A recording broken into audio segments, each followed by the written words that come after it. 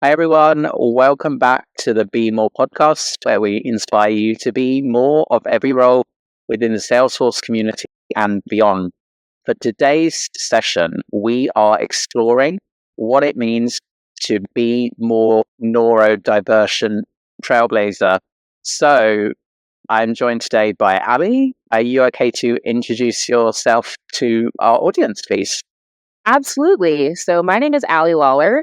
By day, I am a principal solutions engineer at Serious Solutions. And outside of that, I have 18 other jobs. But one of those is that I lead the Neurodivergent Trailblazers community group. Explain to our audience what that group is about, what it means to be a neurodivergent trailblazer, and ultimately, maybe we'll start to get onto some of the benefits of the group as well.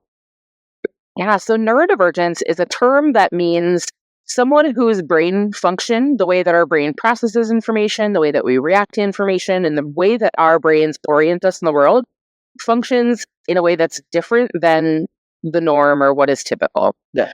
Usually, this means things like, or this manifests as things like autism or ADHD, dyslexia or dyscalculia.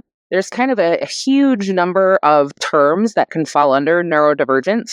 But ultimately, what it comes down to is someone whose brain just operates differently. And as a result, that person can often feel like they're different and like they don't belong just because of the way their brain works. And so the Neurodivergent Trailblazers community group is a place for us to talk about the challenges of being neurodivergent, especially in what is often a corporate workplace, and a place where we can kind of share resources and support each other and know that we're all different and a little weird.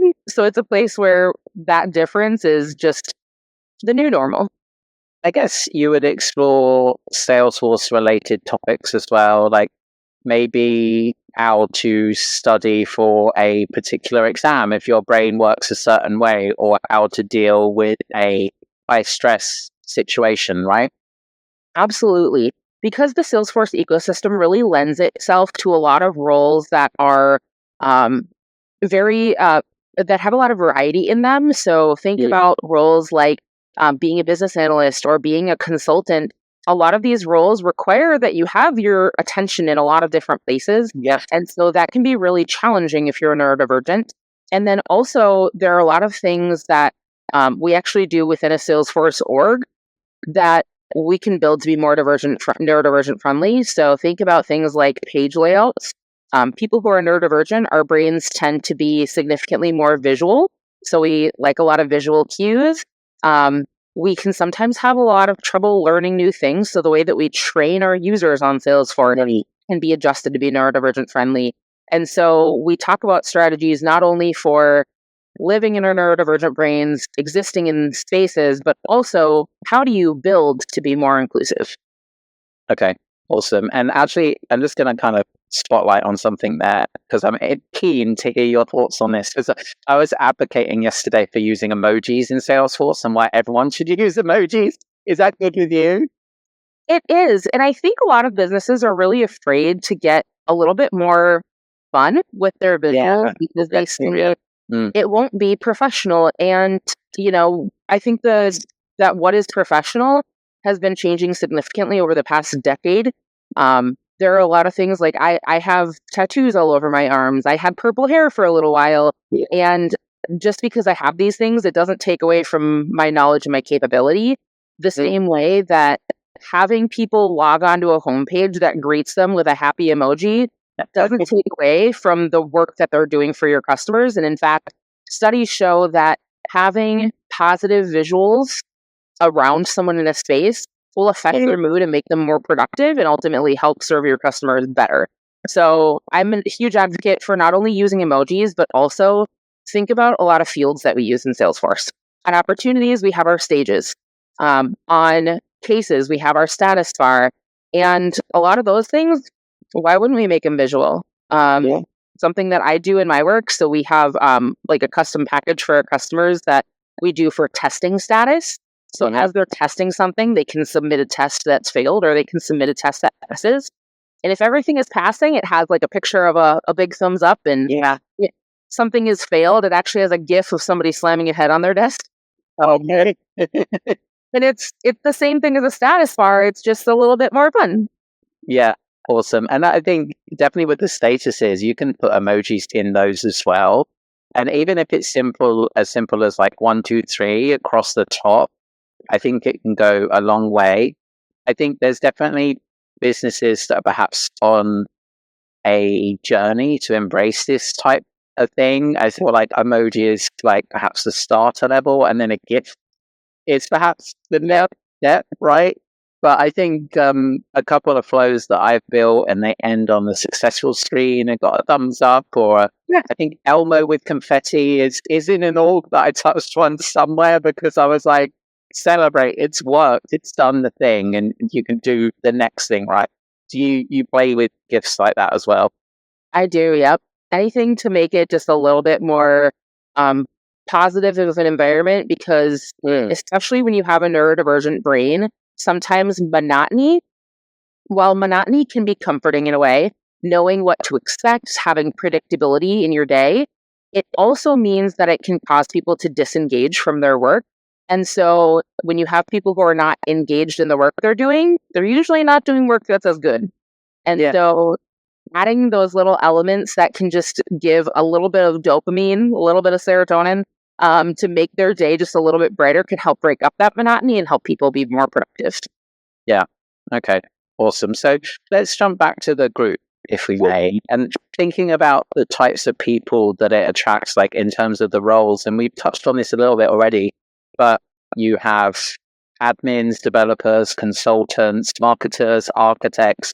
You attract everybody across all of those different umbrellas, right? Absolutely.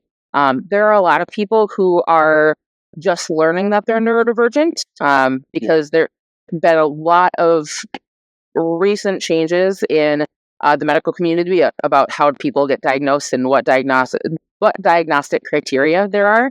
And so a lot of people who are new to the diagnosis, but then that really does span the board. I do consulting sales. We have people who are admins and BAs. We have consultants and developers. We have folks on the front end of things. And it really goes to show that neurodivergence is all around you, even if you don't know about it. Yeah, exactly. And the group itself, do you meet in person? Do you meet virtually? Like, how does that work? Yeah, so we do meet virtually. Because this is something that affects people all over the place. We want to make sure that everyone can join meetings and everyone can be present for that. And so we do virtual meetings. We have one coming up on November 6th, I believe. So coming up really soon. And then if we can, I would love to start just having maybe little meetups at different events. So I would love to have a meetup at Dreamforce next year. And then I'm also on the board for the Women in Tech Conference, Witness Success. And we would love to have a meetup at Witness Success as well. Okay. Awesome. Great. And what types of things do you find the group has spoken about so far? I know we touched on a couple of suggested topics, but maybe kind of tease our audience a little bit of what's coming up, what you're planning for the future to kind of encourage more people to join and be part of it. Yeah. So one of the tough things about the Trailblazer community groups is that in addition to meetings, you get like a group on Trailhead, and it can sometimes be really hard to remember to go check in on things. A really common thing with neurodivergence, especially if you're like me and you have ADHD, is remembering to go look at things that you don't actively have open and that don't notify you. And so we are just launching a Slack community where people can communicate, and it's just a little bit easier for us to work together. And then on our next meeting, we're going to be unveiling the start of our resource library. Because neurodivergence manifests so differently in everyone, it's important that we have access to a lot of different resources that might resonate with different people. Just because I find a resource helpful for myself personally doesn't mean that it will resonate with somebody else. So we want to make sure that we have just a wealth of knowledge available to help people learn what supports they might need in the workplace, strategies for how they can be a more effective person at home and at work, resources for how to connect with others, because sometimes having something that makes you different from the norm or what's typical can be really isolating, and we want to make sure that people feel that sense of connection together. Okay. Yeah. And I think it's important as well to consider somebody's journey with their own neurodivergence as well, because they could be recently diagnosed. They could have been diagnosed 2-3 years ago. So perhaps a little bit more comfortable talking to others about it and kind of having those conversations than perhaps somebody that's kind of still getting to terms with it themselves, right? Do you find that as well? Absolutely, because there are going to be people who are diagnosed as children, which is significantly more common for folks who are male.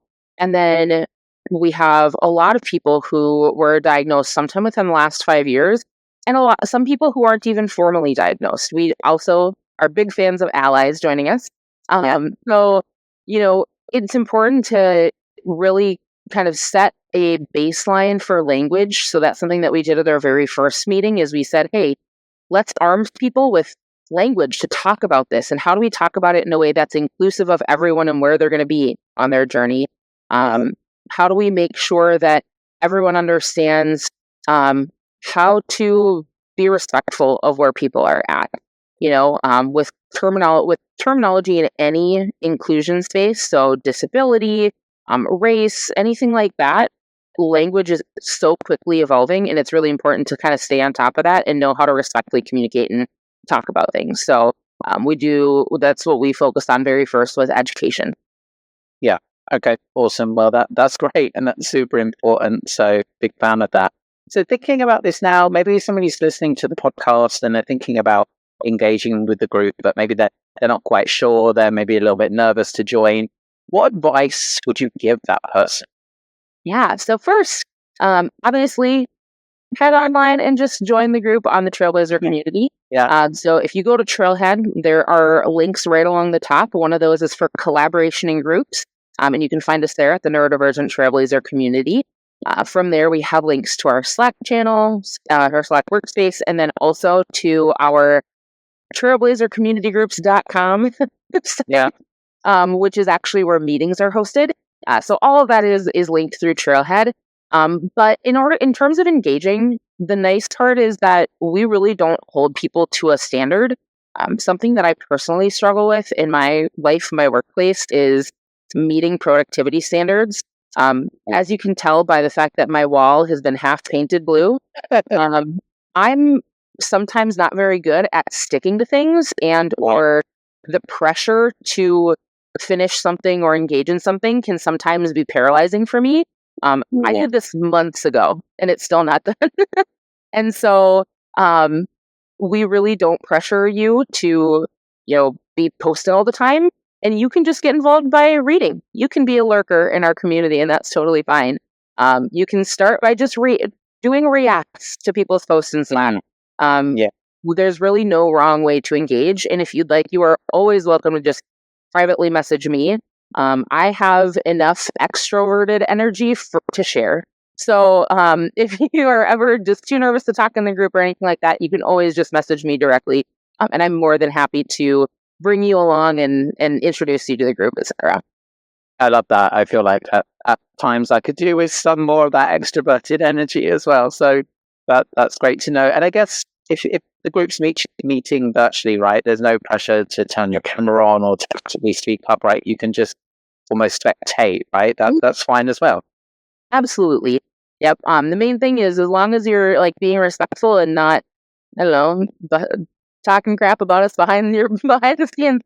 Absolutely, just come and hang out, listen, learn. There are no standards for how to participate the correct way. That doesn't exist. We're just here to be a resource to let people know that they're not alone in any way that they're feeling about being neurodivergent in the workplace, and make sure that we give people that space. Yeah. Okay. Awesome. So thinking about this now, and I know the group is still relatively new, but you probably learn a couple of things along the way, right?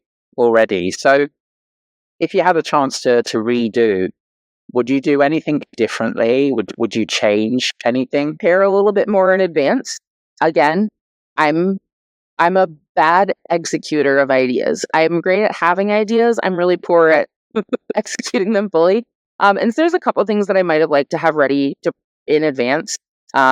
When you apply to have a new community group, it is like a timeline that you don't know in advance. So you apply, and then sometime you might get accepted. And so they sent me the acceptance when I was in the middle of a very, very difficult deployment, and I had zero time to do anything, which I now have much more time, but I just really wasn't prepared. So I would like to have prepared a little bit more.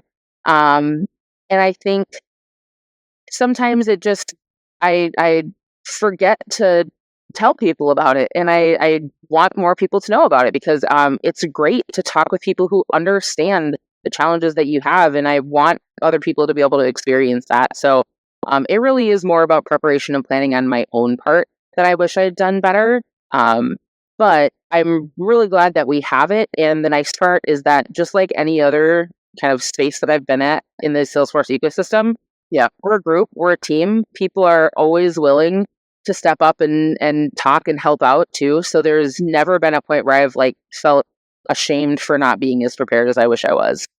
People are supportive and kind, and that's just always the case in Salesforce people. So yeah, I think that's great, and I can certainly relate to that a little bit myself. Like on a personal level, I work with somebody else in the Salesforce ecosystem. We work together quite closely on various things, and I'm basically the organizer, the doer, and they are the ideas and the energy, because I often don't like have that extroverted energy. So I can totally relate to kind of working with somebody that's like the opposite to me, and as a result, we balance each other out. So yeah, I think that's great.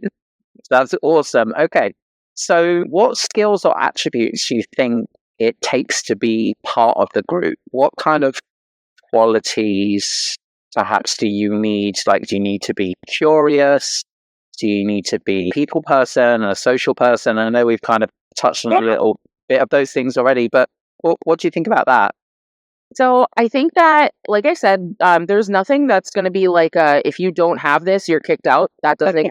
Yeah. But in terms of, just working towards skills that would make you a more engaged community member is maybe a better thing for people to aim for. Is if you want to be a more engaged community member, I would encourage people to be open-minded because everyone's experience is different. And one thing that's really big in neurodivergent spaces is this idea of intersectionality, where just because you have ADHD and I have ADHD, first, our ADHD experiences don't have to be the same. But I'm also autistic. And so I have unique challenges that come from being ADHD and autistic together. And so being open-minded, being willing to hear others' experiences, and being willing to validate those experiences, even if they don't apply to you, is really important. We want people to know that whatever they're experiencing, that's their experience, and we can't take that away from them. And then the other thing that I would say is being kind of ready to learn how to step up a little bit. One thing that I like to encourage people to do that is very difficult to start, and this is something that I have the privilege of being very extroverted for, but a huge challenge in neurodivergent communities, especially in the workplace, is communicating about it and advocating for it. And I would love for everyone who engages to have a goal of learning to be a better advocate. And so that means being willing to put yourself in challenging situations, learning just how to take those small steps toward advocacy. Because I think about a company that I worked for a couple jobs ago had some structures in place that were really not very inclusive. And I did not feel comfortable in some of those situations speaking up. And if I had, it would have helped myself and others. And, eventually there was a time where I did speak up, and, I eventually left the company altogether and whatever. But especially in the workplace, when people's literal livelihoods depend on them being able to operate as themselves to be successful, it's really important that we all learn to be better advocates. And so I would just ask that when people engage, they keep their mind toward that advocacy and toward taking small steps into that.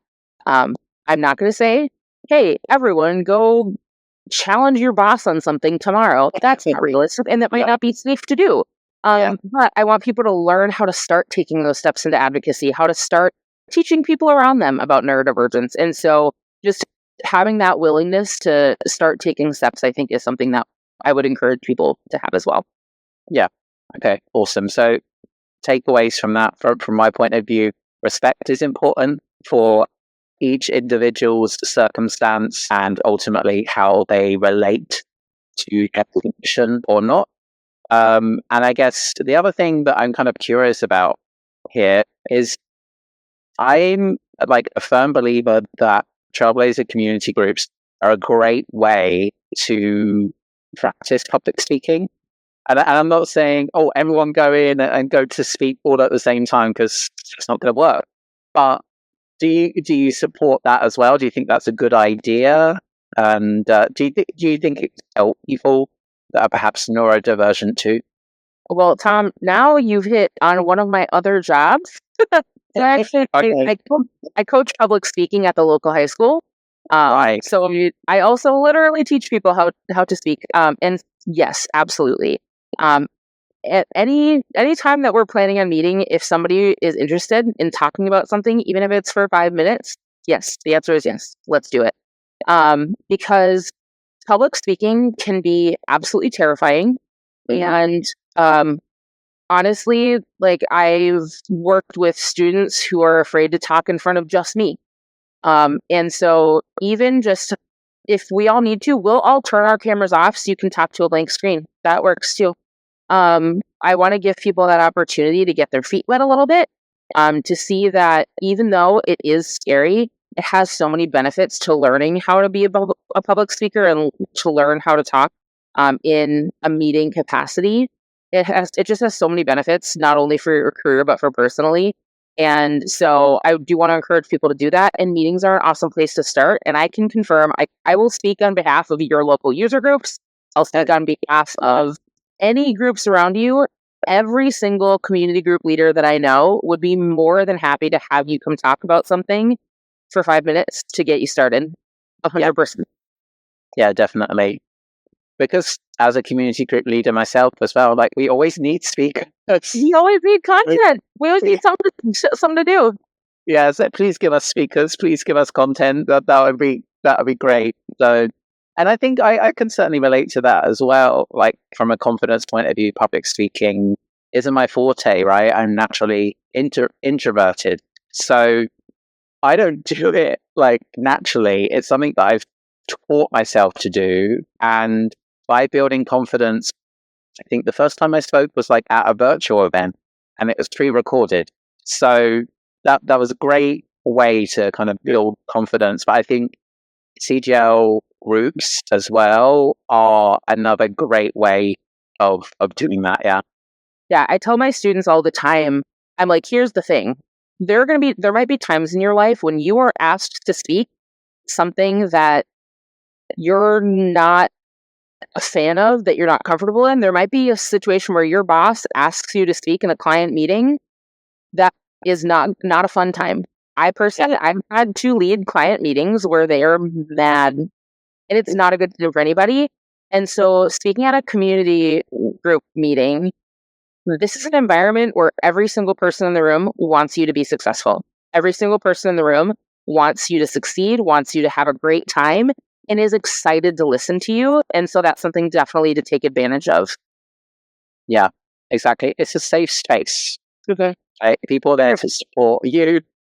You're there to support others as well. So it's mutually beneficial, I think. So thinking about this now as perhaps an opportunity to demyth or clarify something, and happy to kind of change this or pivot this if it doesn't work too well for the group. But when people think about the group, do they have a common misconception?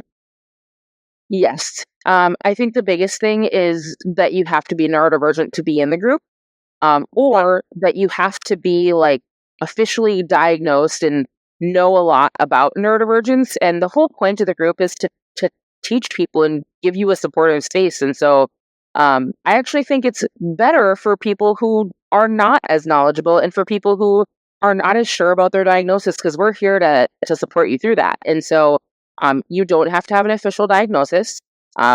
There's something called self-diagnosis, and especially for adults, especially in America where healthcare is not accessible for everyone, sometimes getting that diagnosis is not available to you.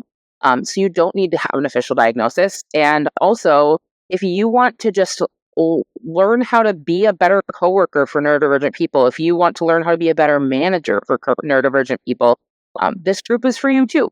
And so this is a very open space to talk about neurodivergence. And so you don't have to, there's no minimum barrier for entry.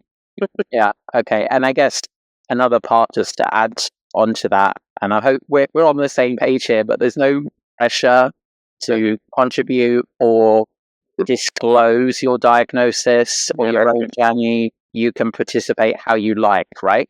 Exactly. Yep. Especially because there are situations, especially, the US has protections in place, legally, federally, for protected classes, and not everyone lives in a country where that's the case.